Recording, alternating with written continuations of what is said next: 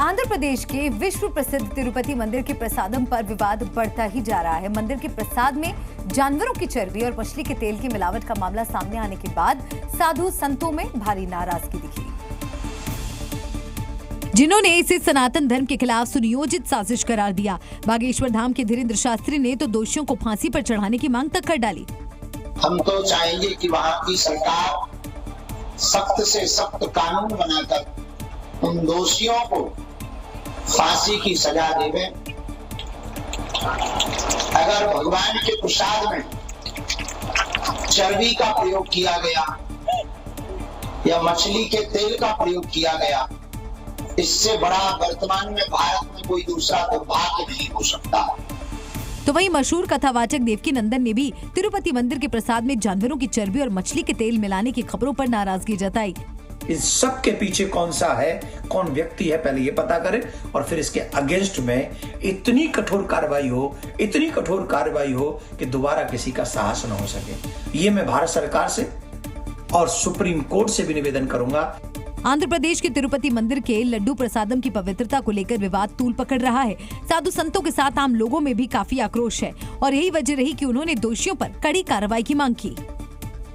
उज्जैन में एक कथावाचक ने ऐसी बातें बोल दी हैं कि उसे सुनकर आप हैरान हो जाएंगे।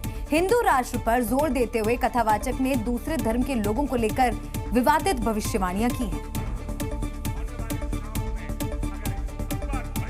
व्यासपीठ पर बैठकर कथावाचक प्रेमानंद पुरी ने विशेष धर्म के लोगों पर विवादित बात कही। जब भारत आजाद हुआ था तब 2 करोड़ थे और अब वो 38 करोड़ हो गए हैं। संख्या बल में ज्यादा हो जाएंगे तो किसी दिन आपके घर की कुंडी खटखटाएंगे और कुंडी खटखटा के जो आपकी सुंदर बहन बेटी होगी बंदूक के दम पर उसको ले जाएंगे।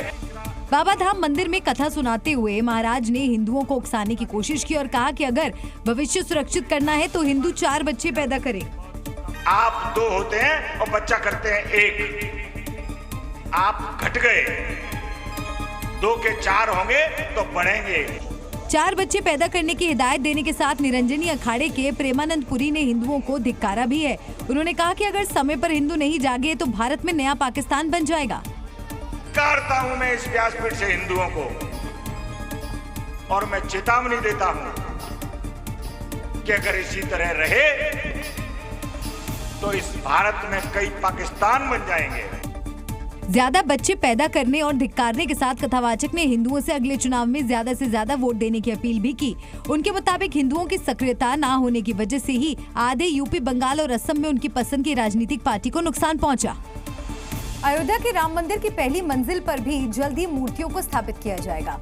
मूर्तियां बनाने का काम जोर शोर से चल रहा है और दावा है कि इस साल दिसंबर तक ये मूर्तियां बनकर तैयार हो जाएंगी, जिनका निर्माण जयपुर में किया जा रहा है। इन मूर्तियों को बनाने और उन्हें तराशने में कई कारीगर दिन रात एक किए हुए दिखाई दिए। राम मंदिर न्यास ट्रस्ट ने जयपुर के पांडे मूर्ति स्टोर को राम दरबार और 11 मूर्तियां बनाने का ऑर्डर दिया है। सफेद मार्बल से बनाई जा रही ये मूर्तियां काफी आकर्षक दिखाई दी। मूर्तियों का काम शुरू हो गया है, लेकिन अभी उन्हें फिलहाल एक गोपनीय तरीके से बनाया जा रहा है ताकि जब बन के सामने आए तब लोगों के सामने पहुंचे। जानकारी के मुताबिक राम मंदिर की पहली मंजिल पर राम दरबार में भगवान श्री राम, माता सीता, लक्ष्मण, भरत, शत्रुघ्न और हनुमान की मूर्ति होगी। अयोध्या राम मंदिर से राम बैठा हुआ राम दरबार का ऑर्डर है और उसके अलावा 11 मूर्ति का और ऑर्डर है, जिनका काम ऑलमोस्ट स्टार्ट हो चुका है। भाई किसी की ड्राइंग फाइनल हो रही है, किसी के मॉडल फाइनल हो रहे हैं, किसी का पत्थर फाइनल हो रहा है। इनके अलावा कई और छोटी छोटी मूर्तियां भी होंगी जिन्हें बनाने का काम जोरों से चल रहा है। पंजाब के जालंधर में दुमोरिया में एक बर्फ के कारखाने में अमोनिया गैस लीक होने से हड़कंप मच गया। गैस रिसाव के बाद फैक्ट्री के अंदर फंसे एक व्यक्ति की मौत हो गई। अधिकारियों ने मजदूर की मौत की पुष्टि की है, वहीं दूसरे साथी को बाहर निकाल लिया गया है। हालांकि हवा में अमोनिया गैस फैलने से फैक्ट्री के पास से गुजर रहे 2 लोग भी बेहोश हो गए, जिन्हें वक्त रहते रेस्क्यू कर लिया गया। वहीं घटना के बाद आसपास के लोगों को सांस लेने में दिक्कत होने लगी। खबर मिलते ही मौके पर पहुंची पुलिस ने पूरा इलाका सील कर दिया। घटना के फौरन बाद फायर ब्रिगेड भी मौके पर पहुंच गई और पानी की मदद से गैस के प्रभाव को कम कर टीम अंदर गई, जिसके बाद गैस के रिसाव को बंद किया गया। बता दें कि अमोनिया गैस का इस्तेमाल खाद बनाने के लिए और बर्फ कारखाने में ठंडक पैदा करने के लिए किया जाता है। Zee News.